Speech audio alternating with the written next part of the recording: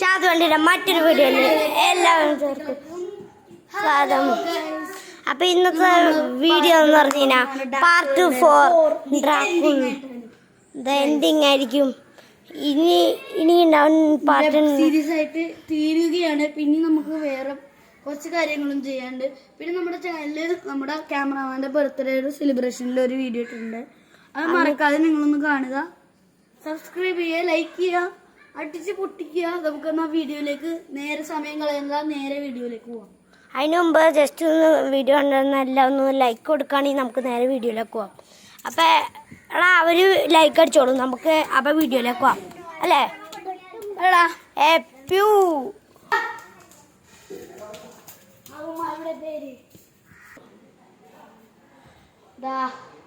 എന്റെ അവന് അവന്മാർ രണ്ടെണ്ണം എന്തിയടാ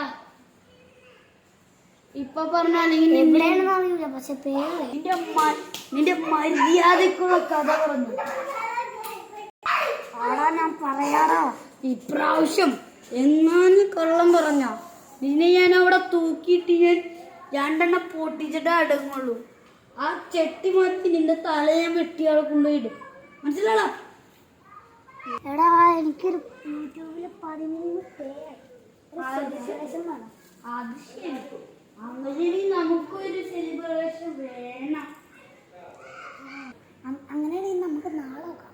ഞാൻ വീട്ടിലേക്കൊന്ന് പോട്ടെ. പാർട്ടി ദിവസം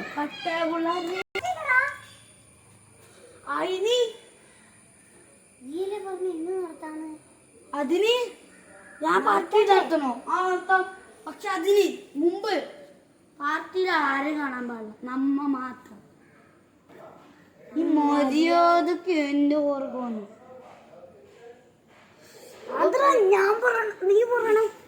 കൂടെ കേക്കണ്ടേ? നീ ഓണോ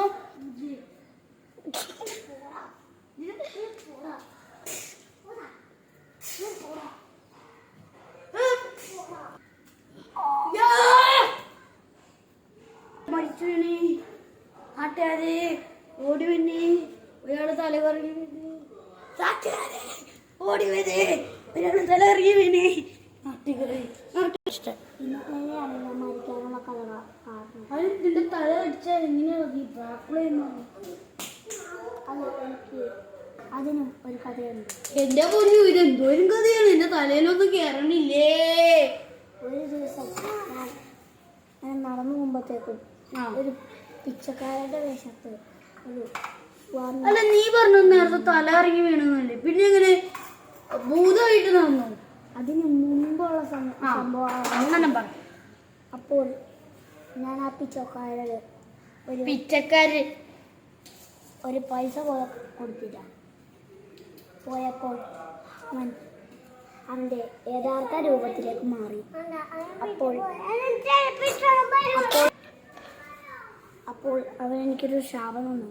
നിന്റെ തല എപ്പോൾ ഇടിച്ചാലും നീ മരിക്കും. പക്ഷേ അതല്ല സൗഭാഗ്യം. അല്ല, അത് സൗഭാഗ്യം. എല്ലാവരും തല എൻ്റെ തല ഇടിച്ചു കഴിഞ്ഞാൽ ഞാൻ ഡ്രാക്കുളയായി. അപ്പൊ തല ഒന്നും കൂടി ഇടിച്ചാലോ? എനിക്ക് മെന്റലാണോ? ഞാൻ മര്യാദക്കാണ് പറഞ്ഞത്. മര്യാദ ഭാഷയെ പറഞ്ഞോണം, ഇല്ലെങ്കിൽ നിന്നെ ഞാൻ തൂക്കിയിടും. അവന്മാര് രണ്ടെണ്ണം എവിടെയാടാ?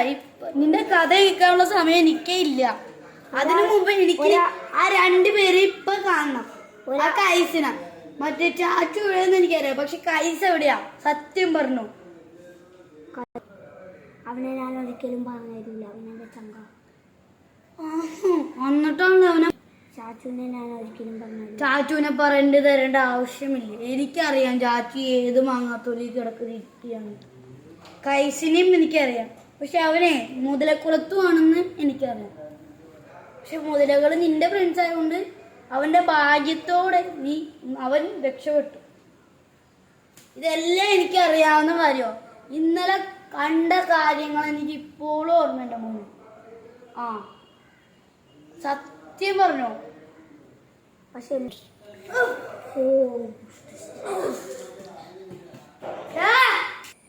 കഥ ഇവിടെ അവസാനിക്കുന്നില്ല.